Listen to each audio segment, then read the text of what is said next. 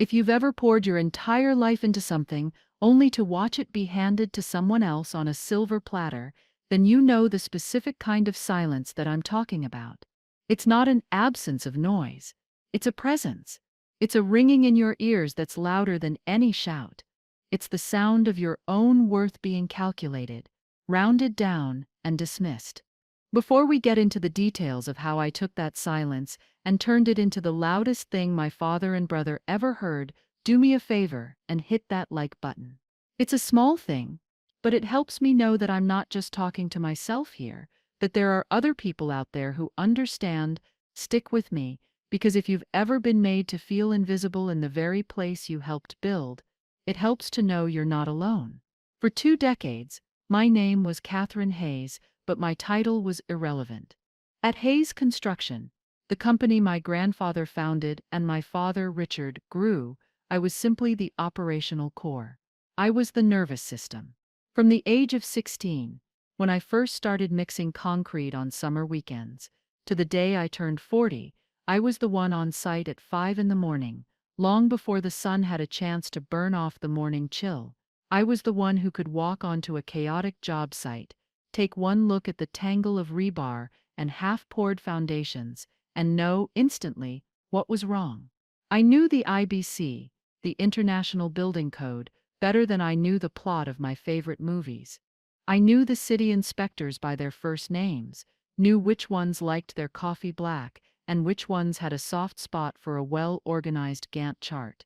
I managed every project, from boutique downtown renovations to sprawling suburban subdivisions. I negotiated with every subcontractor, from the grizzled old-school electricians who still did their estimates on the back of a napkin, to the high-tech surveyors with their laser-guided drones. I was the one they called when a shipment of steel was late, when a foundation footer failed a pressure test, when an unexpected utility line was discovered 6 feet below grade, threatening to derail a multi-million-dollar project. I was the firewall, the fixer, the engine. Hayes Construction ran on my sweat, my foresight, and my relationships. The company logo was my father's name, but the foundation of its reputation had my fingerprints all over it, and I believed, with a foolish, daughterly loyalty, that it mattered. I believed that 20 years of sacrifice, of missed vacations and Christmases spent reviewing structural engineering reports, would be recognized. My father was retiring. For 5 years it had been the unspoken truth, the quiet assumption around the dinner table and in the boardroom. I would take over. I had earned it. I had built it.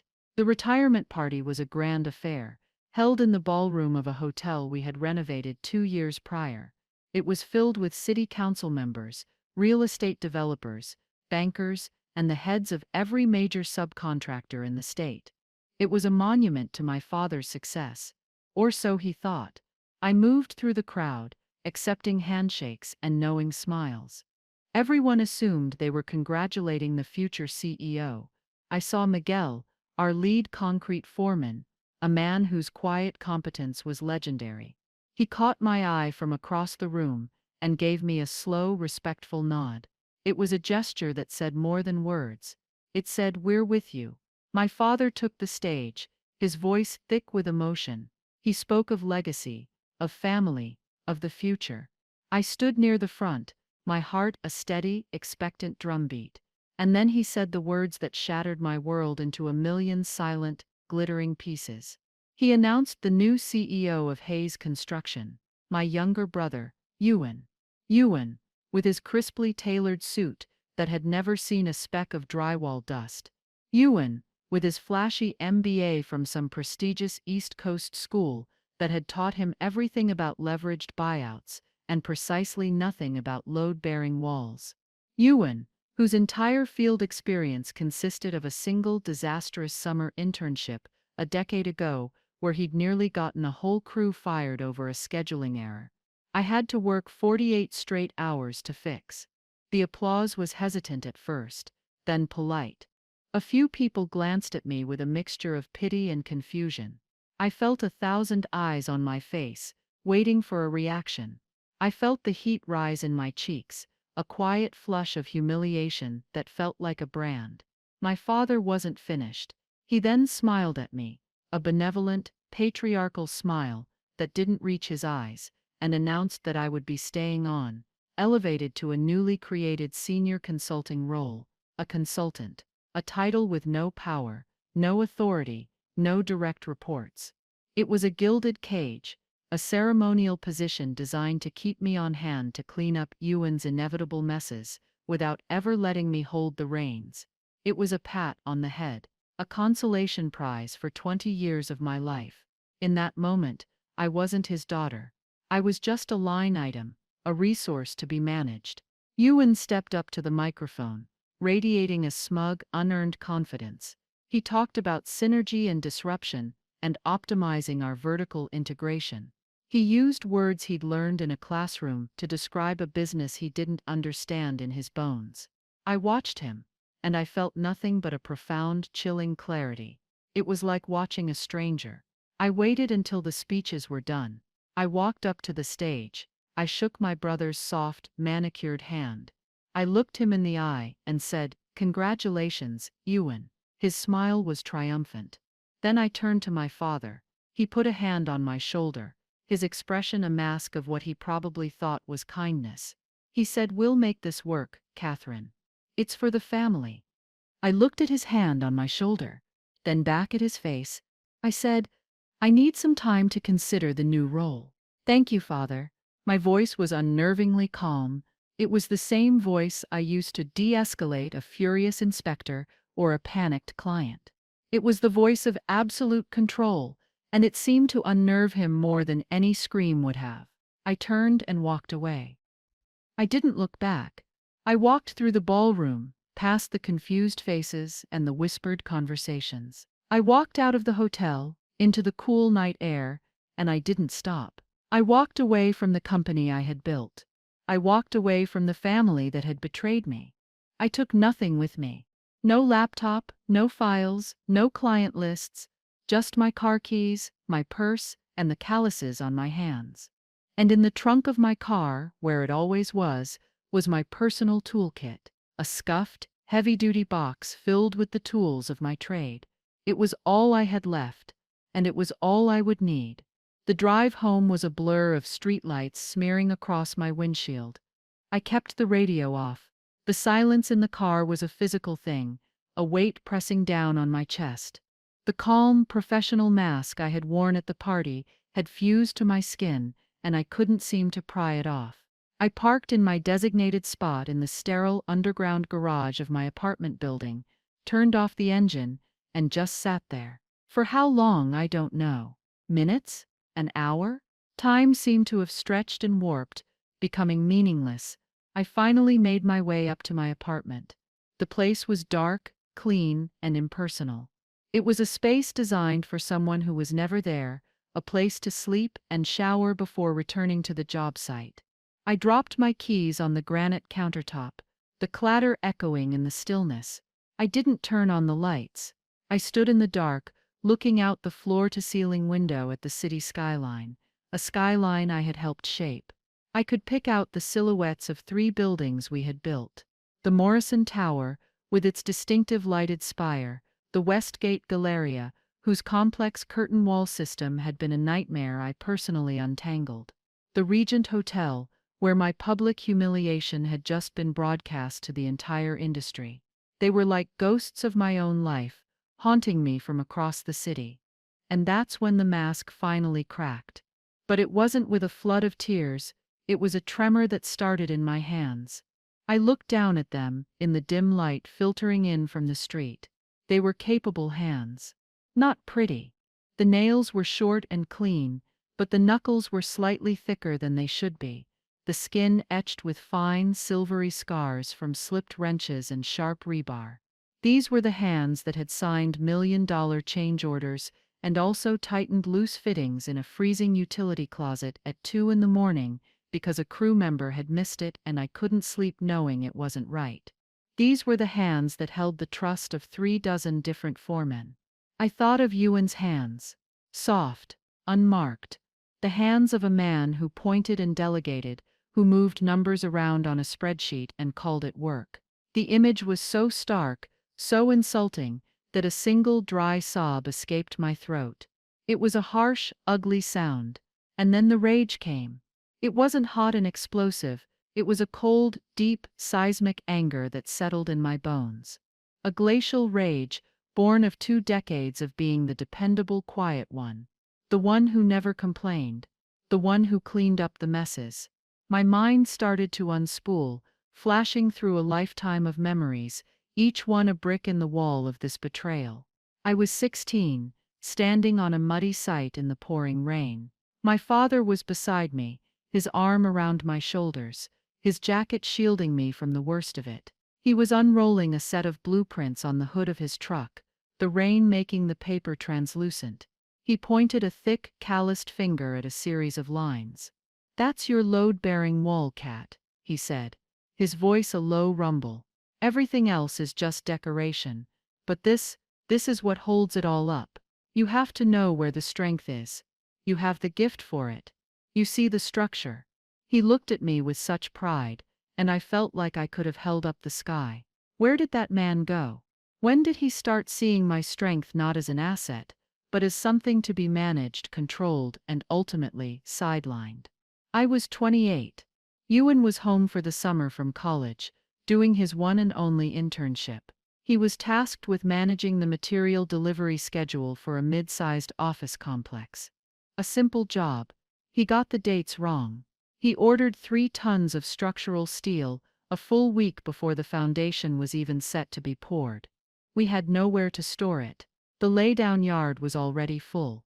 Leaving it on the street would mean massive fines from the city and a huge safety violation. Ewan panicked.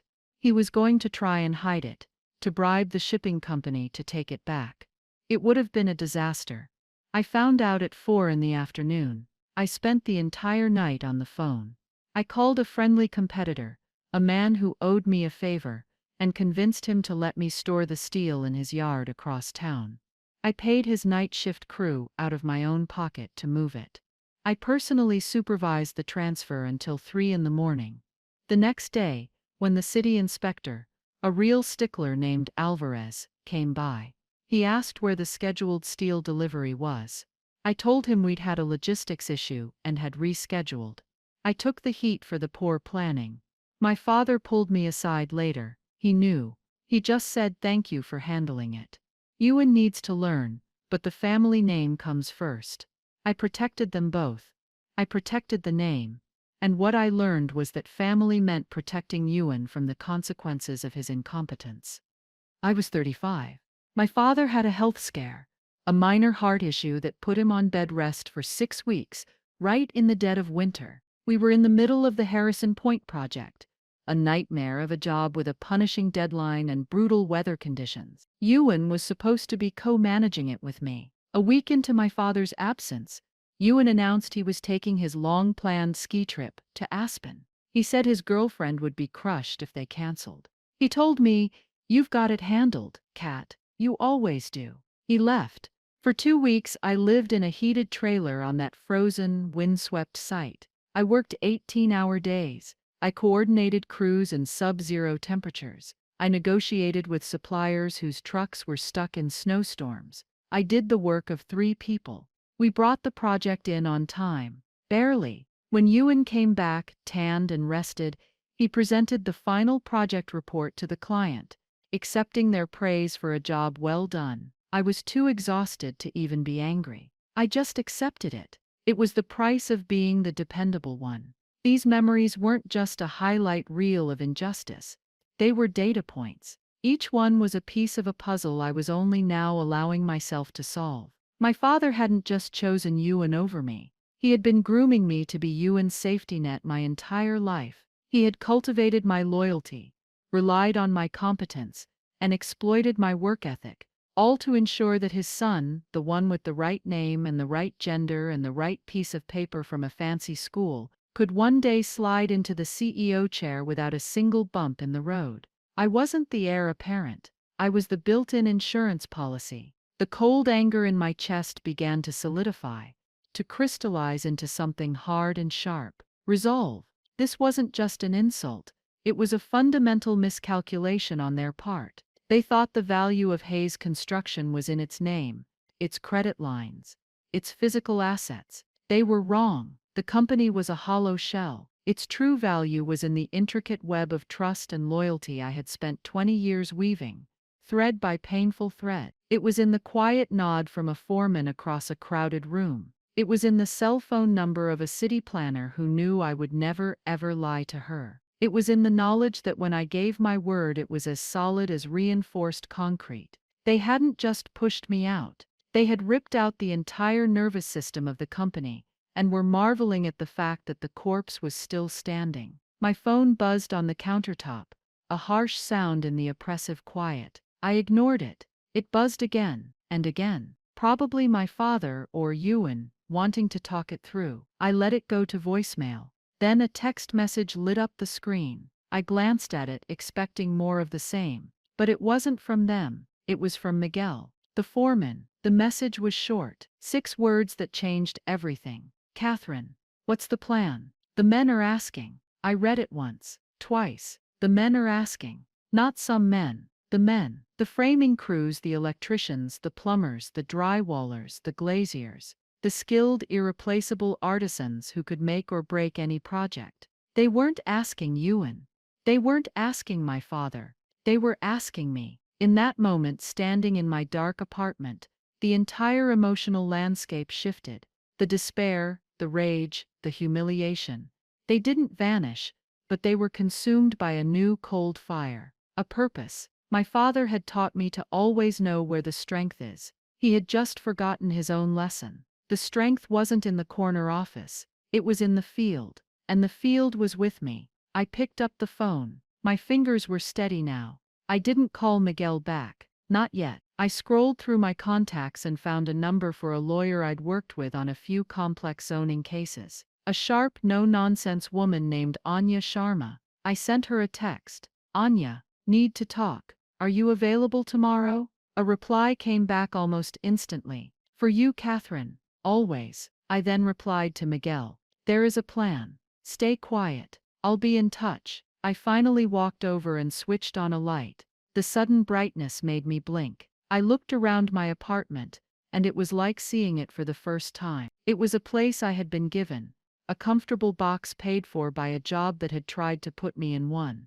I walked over to the wall and straightened a picture frame that was slightly askew. It was a photo of the groundbreaking for the Westgate Galleria. My father, Ewan, and a few city officials stood in the front, holding silver shovels. I was in the background, a face in the crowd, conferring with the site manager. I had always been in the background. No more. It was time to step into the light. It wasn't about revenge. I kept telling myself that, a mantra against the bitterness that threatened to choke me. It wasn't about revenge. It was about value. It was about a lifetime of building things for other people, and the sudden shocking realization that the most important thing I could ever build was my own future, and I would build it on a foundation they could never touch. The first step was to acknowledge a truth I had been pushing down for years. I had seen this coming. Not the specifics, not the public shaming at a party, but the general trajectory. The feeling of being slowly, methodically erased had been a low hum in the background of my life for at least 3 years. It was in the way my father would ask for my detailed project analysis, and then present it in a board meeting as his own summary. It was in the way Ewan was given a seat on the Capital Allocation Committee, while I was told to focus on operations, as if operations were a lesser function, and not the very heart of the business. It was a slow drip of disrespect that I had willfully ignored, telling myself it was just corporate politics, that my work would speak for itself. But my foresight had gone beyond just a feeling. About 18 months ago, on a particularly frustrating Tuesday, after Ewan had taken credit for a brilliant cost-saving measure I'd devised, I did something. I went online and, for the sum of a few $100s, I incorporated a limited liability company. It felt like a small act of rebellion, a secret I kept for myself. I called it Keystone Integrity Group. Keystone, for the central stone that holds the entire structure together. Integrity, for the one thing I valued above all else, both in a building and in a person. I had set it up, opened a business bank account with a nominal deposit, and then let it sit dormant. It was my emergency parachute, a just-in-case that I never truly believed I would have to deploy. Now, it was my war room. My meeting with Anya Sharma was the next morning. We met at a small, out-of-the-way cafe. Anya was in her late 40s, sharp and impeccably dressed, with eyes that missed nothing. She listened without interruption as I laid out the whole story, from the retirement party to the text from Miguel. I kept my voice even, presenting the facts as if I were describing a problem with a structural survey. When I was finished, she took a slow sip of her tea. She didn't offer sympathy. She offered strategy. That's why I liked her. She said, so Richard and you and Hayes believe the company's primary assets are its brand, its contracts, and its credit facilities. You believe its primary asset is its human capital and operational know-how, which is loyal to you personally. I nodded. Her assessment was brutally precise. She continued, your consulting role is a legal fiction. It's an attempt to create a non-compete obligation without calling it one. They want to keep you on a leash. Did you sign anything? I said no. I told him I'd consider it. Good, she said, a small, satisfied smile touching her lips. Don't. Your resignation should be clean. A simple 2-sentence email. No emotion, no explanation. Then she got to the heart of the matter. These subcontractors, she asked, what do their agreements with Hayes Construction look like? I described them. Most were decades old, handshake deals memorialized in simple one-page purchase orders. They were built on loyalty to my father in his prime, a loyalty that had since transferred to me. There were no meaningful exclusivity clauses. My father had grown complacent. He believed people worked for the Hayes name because they always had. Anya's eyes lit up. This wasn't just a corporate dispute. It was a legal playground. She said, that's not a weakness, Catherine. That's a doorway.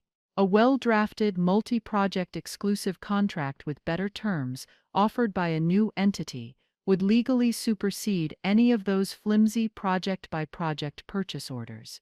We can lock them all up, tightly. I told her about Keystone Integrity Group.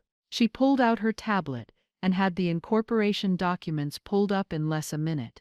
Perfect, she said. It's clean, it's established, and it has no operational history with Hayes Construction, which protects you from any claims of acting as a direct agent of the company while planning this. We spent the next hour sketching out the plan. It was a quiet coup, executed with legal precision. We would draft an ironclad master subcontractor agreement. It wouldn't just offer more money. That was too simple, too insulting. It would offer what these crews truly valued: stability, respect, and partnership. We would offer guaranteed hours across multiple future projects, not just one. We would include a small profit-sharing clause, tying their success directly to ours. We would mandate higher safety standards and provide better equipment allowances.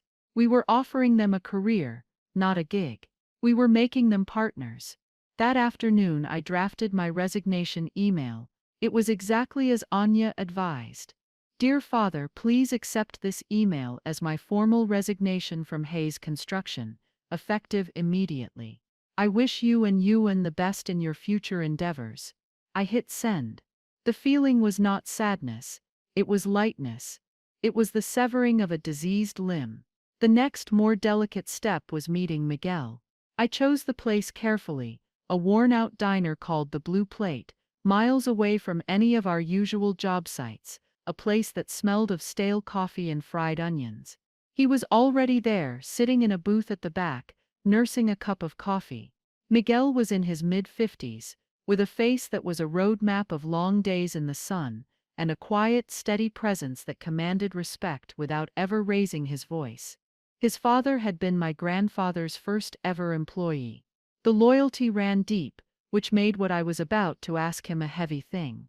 I slid into the booth opposite him. He just looked at me for a long moment. "How are you, Catherine?" he asked, and the simple question was so full of genuine concern that it almost broke through my composure. "I'm good, Miguel. I'm starting something new." He nodded slowly, as if he'd expected this. I laid out the plan. I didn't sugarcoat the risks. I told him I was starting with nothing but a newly activated LLC and a vision. I told him I couldn't guarantee anything beyond my word. I told him I was going to ask him to turn his back on the company that had employed his family for 2 generations. He listened, his gaze unwavering. When I was done, he was quiet for a long time, stirring his coffee with a spoon, the clinking sound the only noise between us. Then he said, "My daughter Sophia. She just got into engineering school, University of Illinois. Top program." His voice was full of pride. "It's expensive," he added quietly. "The job at Hayes, it's secure." Or it was. He looked up at me. Ewan held a kickoff meeting yesterday for the Olympus Tower project. He brought in some consultant, a guy in a shiny suit. They talked for an hour about brand identity and mission statements. He never once asked about the soil composition reports or the revised pour schedule. He called me Mike. My heart sank. Mike. After 25 years, Ewan had called him Mike. Miguel continued, "My loyalty, Catherine, it was never to a sign on the side of a truck. It was to your father, back when he was in the trenches with us. And then for the last 15 years, it's been to you, because you're the one who shows up. You're the one who knows Sophia's name and asks me how she's doing in calculus." He leaned forward. "This isn't a risk, Catherine. Sticking with Ewan, that's the risk. So you tell me what you need me to do." That conversation was the true groundbreaking. Miguel became my shadow general. He had the cell numbers of every top foreman in the region. The head of the best electrical crew, a man named Dave Jensen. The master plumber, old Gus Petrov. The framing crew chief, a young, sharp guy named Ricky. Miguel started making quiet calls, not from a place of recruitment, but of concern. He'd ask, "You hear about the change at Hayes? What are you thinking?" He took the temperature. He confirmed what I already suspected. The loyalty was to me, not the company. The trust was personal. My final piece of the puzzle was the city. For years I had worked with a senior planner in the Department of Buildings, a woman named Sarah Jenkins. Sarah was a force of nature, brilliant, overworked, and allergic to corporate nonsense. We had developed a relationship built on mutual competence. She knew that when I submitted a permit application, it would be flawless. I knew that when she flagged an issue, it was real, and not just bureaucratic red tape. We had a shorthand, a professional respect, that saved weeks, sometimes months, on project timelines. I invited her for a coffee. Like with Miguel, I didn't make a big pitch. I just told her I had left Hayes and was starting my own firm, Keystone Integrity. She laughed, a real, genuine laugh. She said, "Well, it's about damn time. I always wondered how long you were going to let those 2 clowns ride your coattails." She leaned in, her voice dropping. "You know that new flagship project of theirs, the Olympus Tower, Ewan has already submitted 3 incomplete permit applications. He's arguing with my junior staff about fire code interpretations that have been standard for a decade. It's a mess. He's trying to bully his way through a process that demands precision." She patted my hand. "You send me your first application under your new banner, Catherine. It'll get a fair look. A fast, fair look." That was it. The 3 pillars of my new venture were in place. The legal framework, courtesy of Anya, the operational muscle, marshaled by Miguel, and the bureaucratic goodwill, confirmed by Sarah. My father and brother were about to discover a fundamental truth of construction. A building is only as strong as its foundation, and they had just dynamited theirs. I spent the next few days in a small rented office space with nothing but a folding table, a chair, and my laptop. Anya's firm had drafted the master subcontractor agreements. Miguel had a list of the key foremen who were ready to jump. All that was left was to choose the moment. And I knew exactly when it would be. The day of the official groundbreaking ceremony for the Olympus Tower, the pinnacle of my father's legacy, and the launch pad for Ewan's glorious career. It was going to be a very, very quiet morning. And as I worked, a single thought repeated itself in my mind, a a quiet mantra of justification. This wasn't about revenge, it was about restoration, restoring the connection between work and value, between competence and reward. It was a market correction, and I was simply the instrument. The plan was a symphony of silence, while Ewan was busy sending out press releases and arranging catering for the Olympus Tower groundbreaking. I was in my bare-bones office with Anya, finalizing the contracts. They were beautiful documents, not in their language, but in their intent. They were everything a master tradesman wanted: security, respect, and a piece of the success.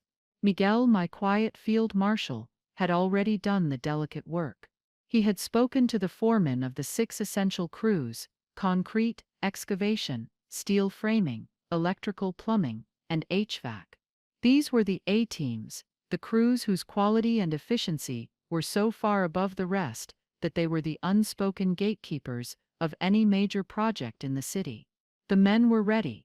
They were just waiting for the signal. The groundbreaking was scheduled for a Monday morning. Ewan had planned it for maximum media impact. City officials would be there, local news cameras, investors. It was his coronation. My father would be there, the proud patriarch passing the torch. They envisioned a backdrop of humming machinery and busy workers, a visual testament to the power and momentum of the new Hayes construction. My first move was on the Friday before. Quietly, through a secure digital signing service Anya had set up, I sent out the master subcontractor agreements to the 6 foremen. They were signed and returned within hours. By Friday evening, Keystone Integrity Group had the top 6 crews in the state under a legally binding, multi-project exclusive contract. It was done, a silent, digital coup. I spent the weekend in a state of calm, nervous anticipation. It felt like the moment before a controlled demolition, when all the charges are set and all that's left is to push the button. Monday morning arrived, bright and clear. The perfect day for a photo op.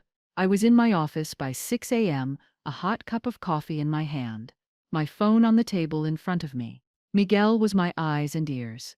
His first text arrived at 6:15 a.m., on my way to the site, just to watch. Then, at 7:05 a.m., excavation crew is a no-show. Site super is starting to pace.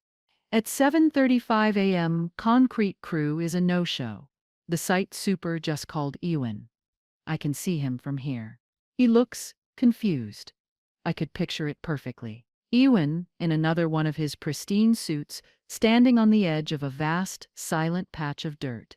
He'd be looking at his Rolex. Then, at the empty access road, a frown of irritation creasing his smooth forehead. He would assume it was a simple delay, a traffic jam. He would have no concept of the tectonic shift that had just occurred beneath his feet. At 8:15 a.m., Miguel's texts started coming faster. Ewan is on the phone. He's yelling now. Father is here. He's talking to Ewan, looking angry. The investors are starting to arrive. They're looking at a completely dead site. This was the part I had anticipated most. The noise. The frantic, chaotic energy of incompetence hitting a wall of reality. My strategy was the silence. The calm, deliberate execution of a plan, built on truths they had ignored. I got my first direct contact.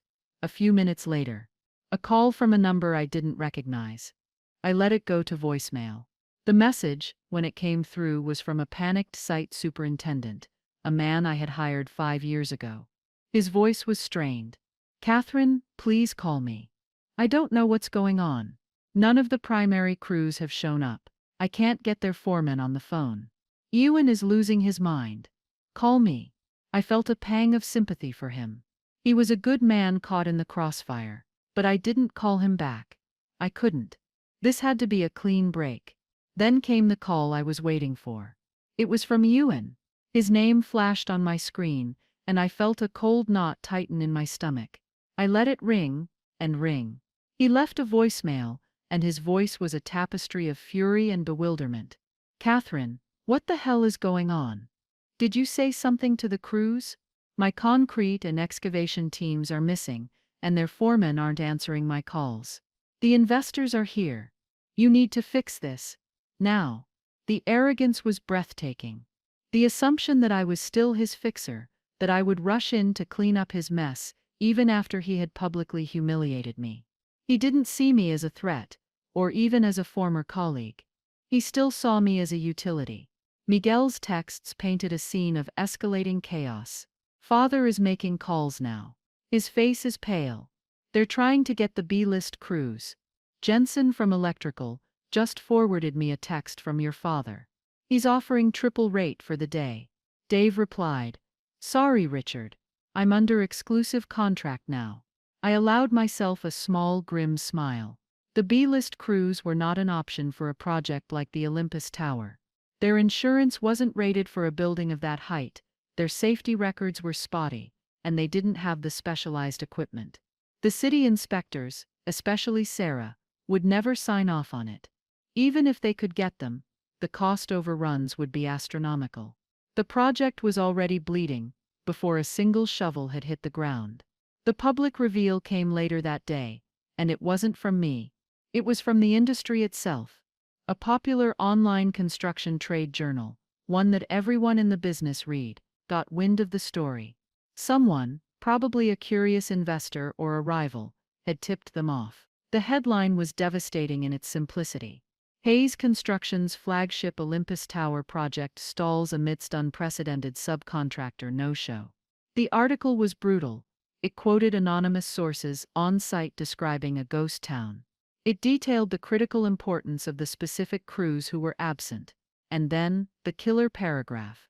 It mentioned that industry rumors were swirling about a newly formed company, Keystone Integrity Group, which had reportedly signed exclusive agreements with many of the region's top-tier subcontractors. It was presented as a separate, curious development, but anyone with a brain could connect the dots. My phone started ringing off the hook, but this time it wasn't my family. It was other developers, rival construction firms, headhunters. They weren't calling to gossip. They were calling to understand what had happened, to gauge the new landscape. I had not just stalled a project, I had fundamentally realigned the power structure of the entire regional construction industry in a single morning. I spent the rest of the day fielding calls, but only the ones I wanted to take. I was calm, professional, and non-committal. My little folding table in my empty office had become the new center of gravity. The power wasn't in the gleaming headquarters of Hayes Construction anymore. It was right here. The final text from Miguel came in the late afternoon. "They've all gone home.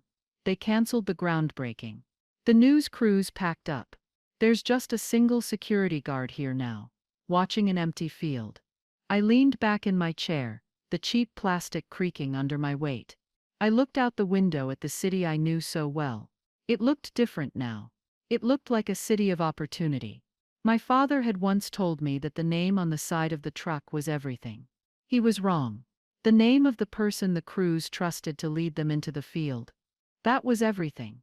And my name was Catherine. The 2 days following the disastrous groundbreaking were a study in contrasts. At the Hayes Construction headquarters, there was chaos. According to the flurry of texts I received from sympathetic former colleagues, the atmosphere was a toxic soup of panic and blame. Ewan was reportedly stalking the hallways, his MBA-fueled arrogance curdling into petulant rage. He was yelling at assistants, demanding lists of every subcontractor in a 100-mile radius, failing to grasp that the problem wasn't a lack of bodies, but a lack of qualified bodies. The crews he needed were a specialized breed, and they were all now mine. My father, stripped of his comfortable retirement, was back in his old office, a grim shadow of his former self. He was working the phones, calling in old favors, trying to leverage relationships that had long since been transferred to me. He was discovering a bitter truth: loyalty has a statute of limitations, and his had expired. The men he was calling respected him for who he had been, but they trusted me for who I was, right now. His calls were met with polite but firm rejections. Meanwhile, at the temporary headquarters of Keystone Integrity Group, there was a quiet, focused hum of activity. My folding table had been joined by 2 more.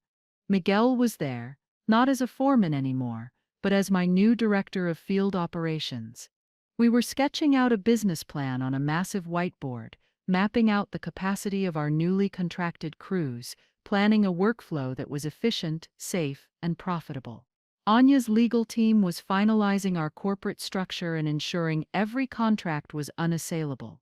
The silence of our office was the silence of competence, of strategy in motion. The power shift began in earnest on Wednesday. The first call came from Marcus Thorne, the CEO of the development group behind the Olympus Tower. He was a ruthless, pragmatic man who cared about two things: his timeline and his budget. The fiasco on Monday had jeopardized both. He didn't waste time with pleasantries. "Catherine," he said, his voice a low growl, "I have $100 million hole in the ground that is costing me $20,000 a day in carrying costs. I hear you're the reason my job site is silent." I remained calm. "Marcus, I have the utmost respect for you and your project. I've started a new firm, and I've secured the best talent in the region to work with me. That's all." He grunted. "Don't play coy. My contract with Hayes has a performance clause. A failure to commence work is a material breach. Their lawyers are trying to claim it's an unforeseeable labor dispute. We both know that's garbage. The labor is right here. It's just waiting for a new phone call." He paused, the silence hanging heavy. "So let me ask you a different question. Can Keystone Integrity build my tower?" This was the moment, the culmination of everything. I could have gloated, I could have listed the sins of my father and brother, but that would have been a tactical error. Marcus didn't care about my drama. He cared about his building. I said, "Yes, Marcus, we can. My crews are ready. My plans would be submitted to the city within 48 hours, and they would be approved on first submission. We can be on site, breaking ground by Monday." I stated it as a fact, not a promise. He was quiet for a second. I could almost hear the calculations running in his head. Then he said, "My legal team will be in touch with Hayes Construction to terminate the contract. I expect a proposal from you by end of business tomorrow. Don't try to gouge me, Catherine. I'll pay a premium for quality and speed, but I won't be taken for a ride." "I won't," I said. "You'll get a fair price for a superior service." When I hung up the phone, Miguel looked at me, his eyes wide. He just said, "Holy smokes, Cat." We were no longer just a concept. We were about to become the prime contractor on the most significant construction project in the city. The truly desperate countermove came that evening. It was a call from my father. His voice was different this time. The anger was gone, replaced by a weary, hollowed-out sound. It was the voice of a defeated king. "Catherine," he said. "No preamble. I need you to stop this." I waited. He continued, "Ewan, he's in over his head. I know that now. This was a mistake. Come back, Cat. The CEO job is yours. Name your price. We'll issue a press release. Say Ewan is stepping into a strategic development role. We can fix this, but you have to call off your crews." I listened to his words, and I felt a profound sadness. He still didn't get it. He thought this was a negotiation, a power play for a title and a salary. He thought he could buy me back, install me in the office I should have had all along, and things would go back to normal. He didn't understand that the company he was offering me was now worthless.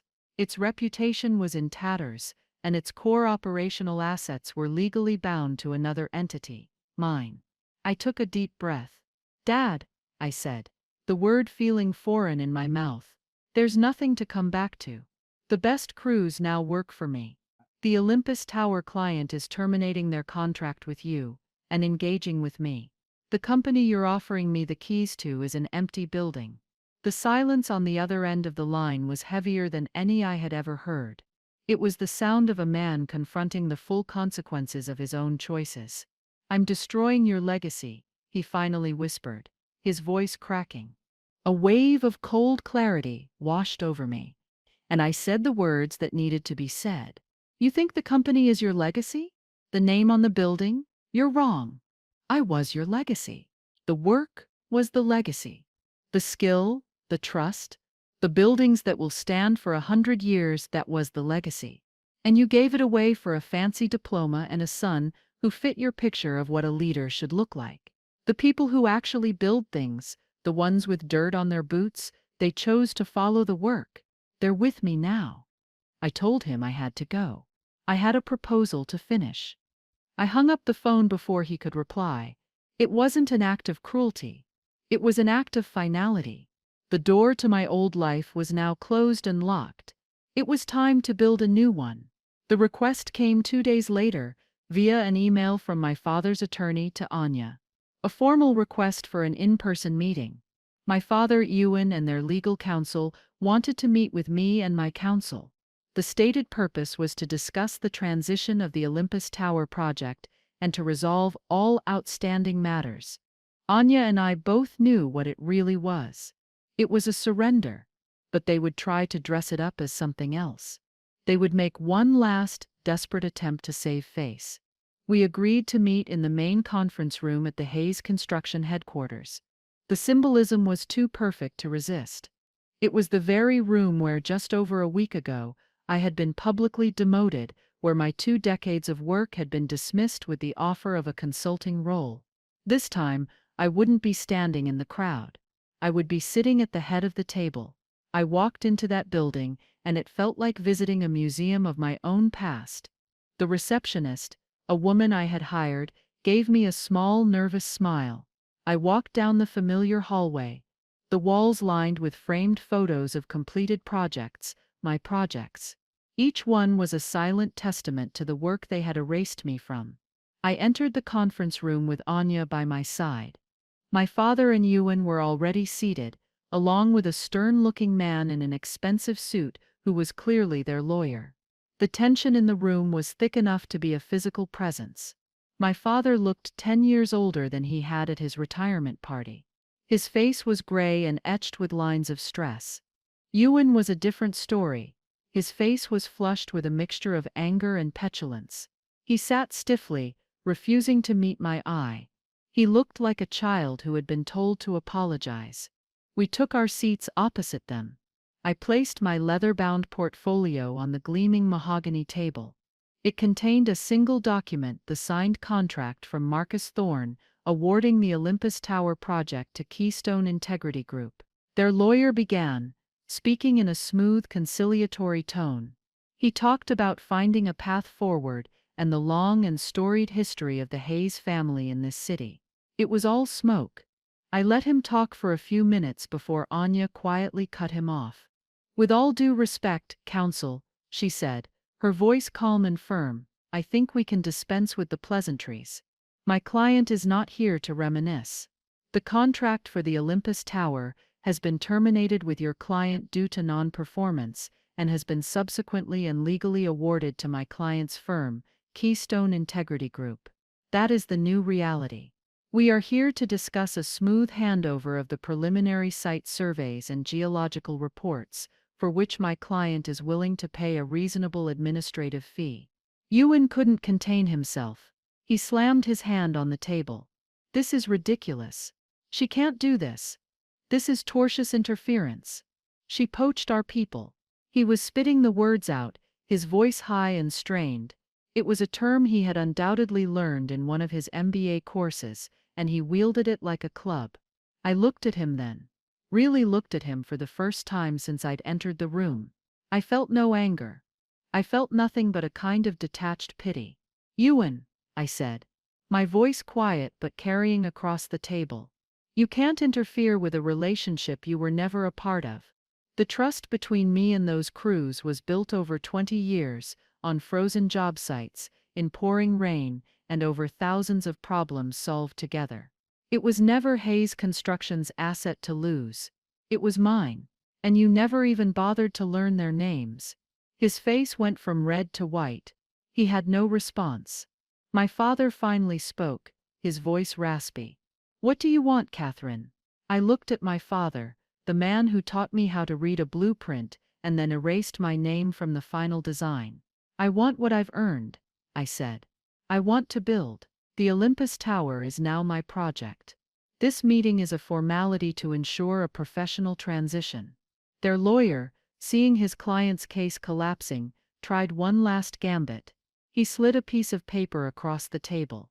It was a generous severance offer, contingent on me signing a multi-year, statewide non-compete agreement.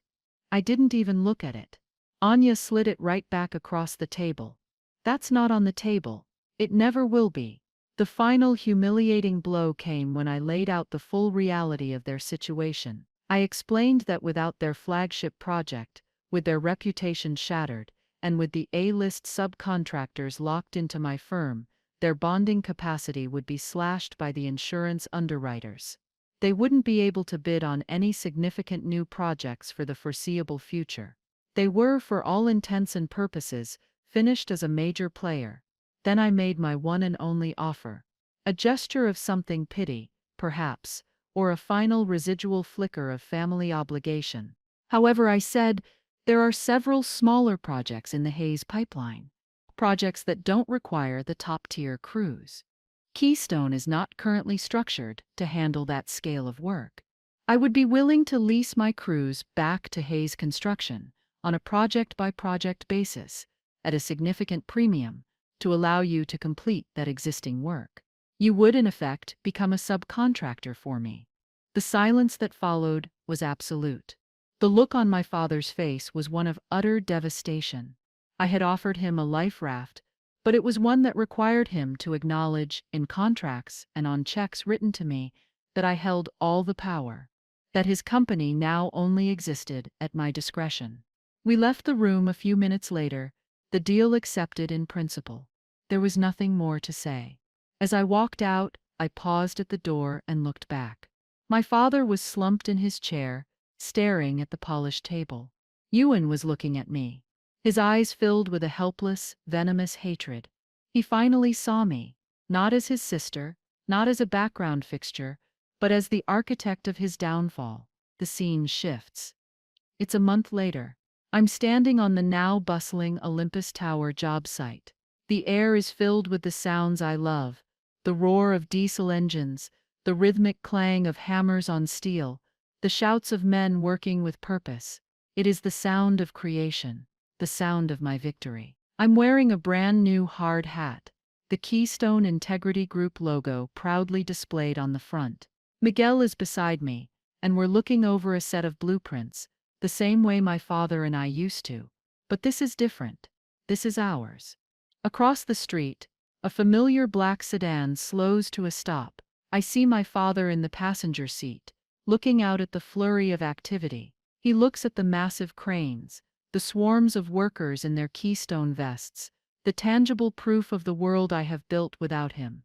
He doesn't get out. He just watches for a long moment, a ghost at the feast.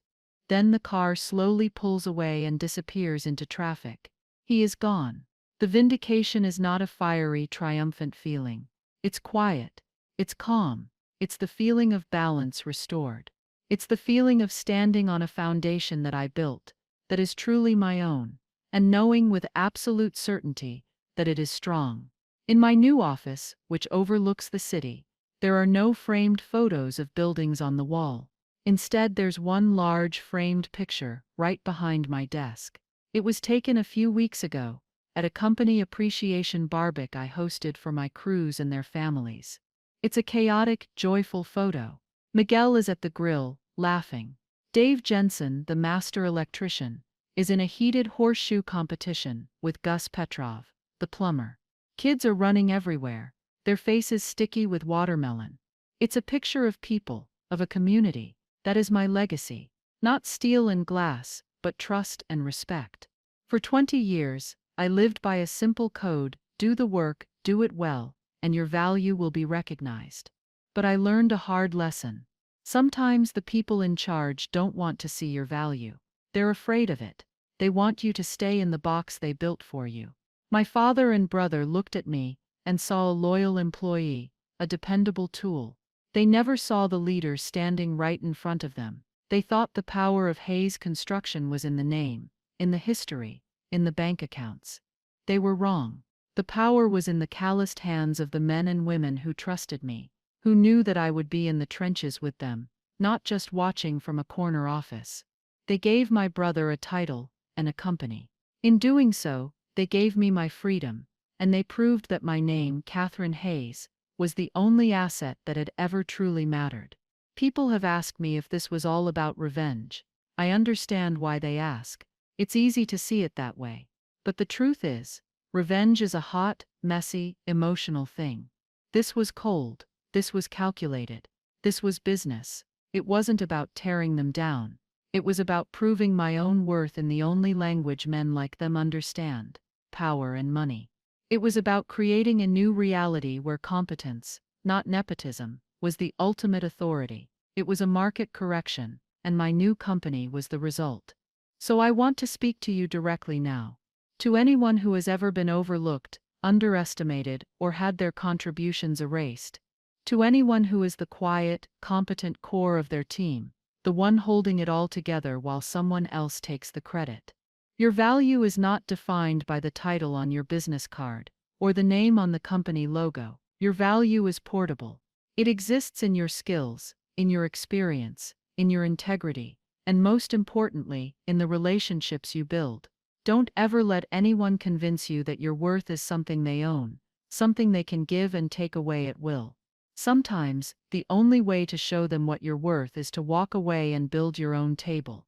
If this story resonated with you, if you've ever felt that sting of being made to feel invisible, do me a small favor and hit that like button. It truly does help me know that these stories are important and that they need to be told. And I want to hear from you. Leave a comment below and share your own experience, whether it was a small victory or a major turning point. I read them, and knowing we're not alone in these struggles is a powerful thing. And of course, if you want to hear more stories about taking back your power and rewriting the rules, make sure you subscribe to the channel and hit that notification bell so you don't miss what's next. Thank you for your time. Thank you for listening.